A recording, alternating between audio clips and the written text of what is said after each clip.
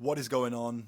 My name is Tom, and I run a company called Systemize Scaling, where we help info product businesses, coaches, and consultants at 20 to 80K a month scale to 100K a month and beyond, hitting that seven-figure mark. Now, every single time I gauge the health of a business and their sales process, I do a sales audit.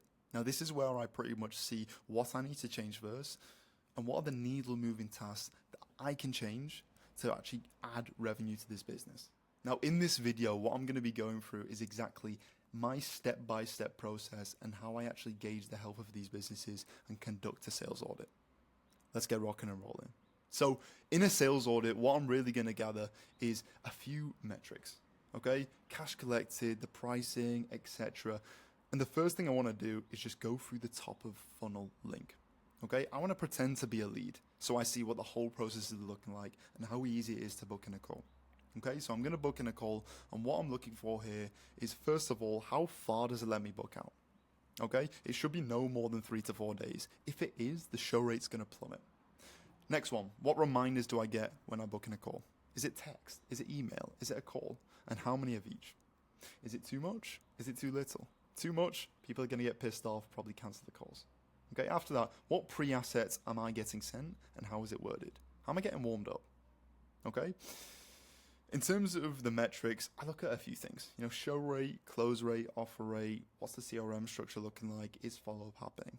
But what I'm going to do now is just go through the step-by-step process on how clients go through a sales audit with me. Okay, so first thing I'm going to look at after going through the top of funnel link is the offer and economics. Probably the most needle moving thing in most businesses is pricing. Okay? A lot of people have limiting beliefs behind the accuracy of pricing. Okay? People think they can't charge certain things, so they charge 1 to 2, maybe 3K. What I tend to look at is, what are they charging? What the rest of the market are charging. What is their value? Are they undervalued? Are they overvalued? So most of the time, we're just increasing the price. We're increasing the price to what the competitors are pricing as well, and what you're valued at. Okay? Also, payment plans. What payment plans do we have? Do we have any funding options? Do we have any partners to allow them to actually fund these deals for the prospects? What's the LTV of each client? Okay, are there any upsells? Are there any downsells? Do we have any room to add in of this? Okay, and in terms of the value proposition, bit more towards the offer side of things, but big promise and the marketing. Big promise, what is the actual promise to the market? Okay, are they congruent? Is the service delivery congruent with what they're actually promising? Okay, guarantee is very important for the sales calls and the sales process, because this fills a lot of people with confidence, right? Not many people use guarantees, but it definitely gets people in the door. So what's their guarantee? Is it just not believable, or is it just underperforming things? Okay, finally, deliverables. Do you have a good product? Do you have a shit product, or do you actually have a product that gets results? Okay, that's what we're optimizing in the first one, the offer and the economics. Now, second thing I'm looking at is the lead flow. All right, if you don't have any lead flow, you're not going to close doors. Doors? Deals. Doors would be nice. So first thing I'm looking at is the process. Okay, lead volume. How many calls have you got a month? Right, maybe you've got like 20 calls a month and you have a closer. You wouldn't need a closer, right? So you're leaving money on the table by hiring a closer when you need to focus on yourself. I want the ad library link. I want to see the ads. I want to see what it's looking like, if the ads are actually performing. Okay? And the next thing I'm going to look for is just the biggest bottlenecks and inefficiencies in their paid ads. After this, qualification and quality. A lot of people struggle with shit leads, people who don't have any money, people who just aren't warm at all. So first thing I look for in here is the booking form questions. When a lead is booking in a call, what are the questions they're going to ask? Okay, what questions they're being asked? Do they get financially qualified, or is it just add your email and name and off you pop? What I'm going to do to actually increase the friction and make sure the quality is better is implement booking form questions. Okay, asking for budget, asking for certain things in terms of what they earn, what budget they have, etc. Okay, do the appointment setters qualify the leads themselves? Okay, is there a process there? Also want to ask the lead quality, 1 to 10, just to gauge the pulse. Final one, analysis on the organic and analysis on the brand as well. I want links to the socials. I want to see the posting frequency. I want to see the biggest bottlenecks in terms of lead flow. What the client thinks they're looking on. Okay, after we fix the lead flow, after we actually increase the quality of these leads, we want to go for the appointment. What does the appointment setting process look like? Okay, I want to see an overview. Does it straight to a closing call? Is it triage call in between? Is it a free call close? Does an appointment set a message on WhatsApp, Instagram, whatever? We want to see what is working the best with our clients and what's working the best in the market and tweak this to make sure this client is actually maximizing their appointments. Best performing channels. If there's a best performing channel, we just want to double down on it. Also, do they have a DQ process? Do they cancel calls if they're shit? Because if you're getting shit calls on the calendar, you're wasting time. Call confirmation process, pretty important in terms of the show rate, so that's what we want to focus on as well. Also, the SMS and email sequence for booked calls. Okay, what reminders am I getting as well?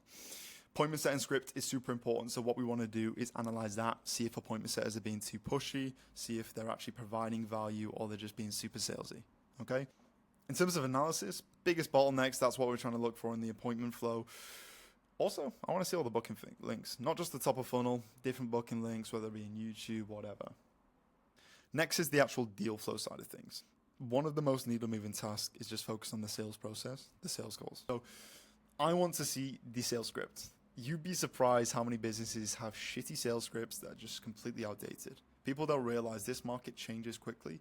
This market definitely does increase in terms of sophistication, in terms of what they know about the market. So what I want to know is, are the sales calls and the sales scripts and the frameworks used up to date?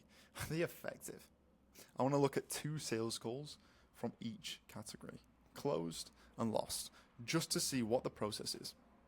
Are these closers or the founder leaving money on the table with shitty processes? Do they actually have a certain objection handling framework? Do they know how to set the frame of the call? Do they know how to pitch? Right? So this is where I'm really seeing what I need to change. Follow-up process. When I was a closer, probably about 40-30% of all of my income, all the income I generated for business from follow-up. So if people are missing out on follow-up, which a lot of businesses are, I'm making sure I jump on this. I'm setting up a follow-up process, setting up the frequency as well. If there's a sales rep on the team, if they have a sales team, what I'm focusing on is what are the best performing sales reps. Are each sales rep just divided equally in terms of calls? If the best performing sales rep has the equal calls, I'm potentially going to give them more. Potentially, not always. Just seeing what the biggest bottlenecks in terms of the whole sales process is. Really important. Last one I'm going to focus on is the team and tracking. Boring stuff, but a lot of people don't focus on data. Data is probably the most fucking important thing any business owner could focus on and track. I learned this the hard way.